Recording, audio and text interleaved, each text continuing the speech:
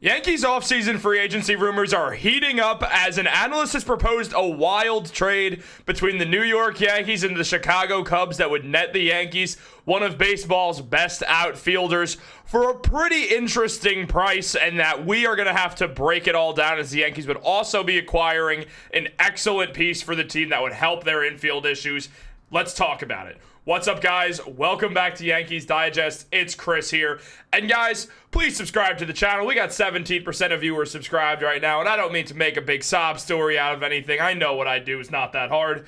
But at the same time, guys, I do have strep throat, and I'm out here pumping out content for you guys, even though it kind of hurts. So please do me the favor and subscribe to the channel. But let's talk about baseball. We don't need to hear about my life. We're here to talk about free agency because, guys, a lot is going on in the baseball world right now, and a proposed trade between the New York Yankees and the Chicago Cubs has the New York Yankees netting Cody Bellinger and Nico Hoerner, two of the best players on the Cubs. A guy in Bellinger who would absolutely help solidify the outfield. Now, this seems like a move that would happen very specifically on the clause of Juan Soto leaving the Yankees. And we know that it's very 50-50 if Soto stays at this point. I wish the odds were better, but I'd say it's 50-50 between the Yankees, and then like the Mets are at 48 with the Red Sox and Blue Jays at like 1% each. But this isn't about Juan Soto. We talk about him enough. Say the Yankees were to lose Juan Soto, I mean, you got to find a way to continue contending right now. Because Aaron Judge is 33, you don't really want to wait at all, especially because you have Garrett Cole, who's around a similar age. There's just no point in waiting. We all know this. They just made the World Series. Why would they do that? Now, the Yankees receiving Cody Bellinger solves their outfield problem because Aaron Judge gets to move back to right field, and you could have Bellinger go to center field and put Jason Dominguez out in left field, and everything works perfectly there because you're asking a lot of Judge to play center field on a regular basis, especially because he's getting older and you don't exactly want to burn him out when what matters the most for the Yankees is going out there and preserving Aaron Judge's bat as long as humanly possible. Now, it's not something that we have to worry about like this year, but once he's 34, 35 years old, he should probably be switching to first base. And the Yankees have 10 million questions about first base and who's going to play it literally next season. So there's a world where the Yankees just get a bridge guy for a bit just to wait until they want to convert Aaron Judge when they feel like maybe his arm isn't the same and they decide it's in best interest to preserve the bat by having Judge be a first baseman, which does make perfect sense because then you could get Judge till he's 40 and he's probably still going to be a good hitter at that time. Now, trading Spencer Jones and Will Warren is a bit upsetting because you are losing out on some prospects there, and losing Marcus Stroman means absolutely nothing.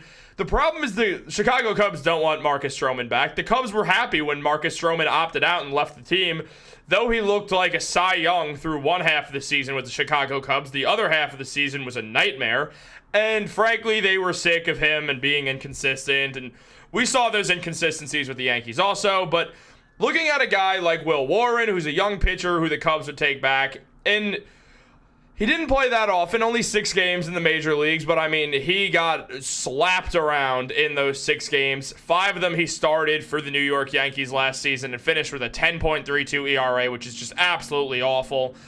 Only pitched 22 innings out of a guy who started 5 games, so not a good sign at all. His whip was atrocious. It was at 1.9, which is just flat out terrible. But he only played a little bit, and he's still getting better, and all this in mind, you have to understand that, hey, maybe it just is going to take some time with Will Warren. He's an interesting prospect for sure. He could get things together and could be useful. Meanwhile, Spencer Jones, who's involved in the trade, the big piece for the Chicago Cubs, Jones didn't have some standout season in 2024. It was his first year in Double-A baseball, and oftentimes that's viewed as the hardest year for an up-and-coming player. First time in Double-A, things are getting a little real now, especially if you're a prospect who is looking to hit Triple-A and the majors very, very quickly, like Jones, who's 23 years old, so it's not like he's super young and is supposed to be spending a ton of years down there.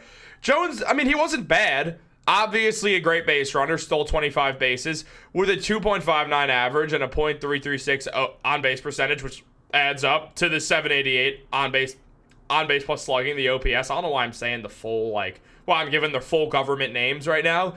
But look, throughout his time in minor league baseball over these 2 years that he's played, he has a positive OPS, a very positive OPS at 800, getting in a ton of RBIs, hitting home runs.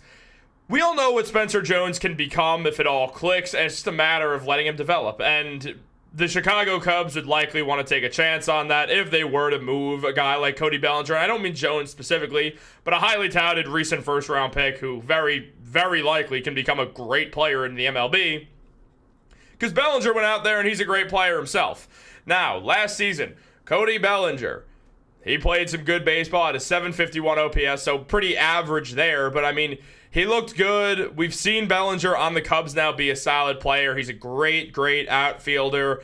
Does everything right. Is a lefty bat to replace Juan Soto with. It would just be helpful for the New York Yankees. It adds a lot of fielding to a team that could use a bit of a spark in fielding. So, I mean, I'm a big fan of this move. I'm obviously not going to lie and be like, no, I don't want to make this trade. The problem is the Chicago Cubs probably don't want to give Cody Bellinger up for just this. It's not like Bellinger's old, so they'll have him for a while longer, and he's been very good for them. I mean, the Cubs have a little bit of an interesting thing going with Bellinger and Dansby Swanson. They got an alright team. Like, obviously we've seen it. Like, they're not terrible. So it is interesting to see how that would happen. And they definitely don't want this guy back. They don't want Marcus Stroman back. Now, Stroman didn't have some outright terrible year with the Yankees. He went 10-9. He had a 4.31 ERA, which is not good. It's above 4, obviously, but still, it's not terrible. 29 starts and also saved a game, which is funny. And look, he's a fine fifth guy in the pitching rotation. I feel like we've learned about Stroman at this point in his career. He's not much more than that at this point. Maybe he could be a fourth guy, but he's just inconsistent. It's tough to rely on him because you never know when he's going to start dealing, using that sinker ball breaking ball style that Stroman uses, or if he's just going to get absolutely slapped around, because we've seen both. We've seen a Stroman who looks like a Cy Young, and we've seen a Marcus Stroman that looks like if I were to pitch. So it becomes this situation of it's a risk, but it does just get some salary off the Yankees' books. The Yankees would have to give more for Cody Bellinger and Nico Hoerner. The Yankees would literally just have to give more. There's nothing else around that. There's no other way to classify it. They would just have to give more than what is being shown here. There's really just no other way to put it. And frankly, what are you going to do there? The New York Yankees are in position where they have to go out and re-sign Juan Soto. There's no ifs, ands, or buts about it. I've said it before. I'll say it again. It lives and dies on this offseason with Juan Soto. Now, the Yankees are going to be very active if they lose him. They're going to sign a bunch of big names. They're going to try to basically do the Moneyball strategy of just, all right, we lost this one guy. Let's add all that value up through multiple players and find those stats where it all works out, but except you're not on some huge, price limit, so it's a bit easier. At the same time, you bring back Juan Soto, obviously.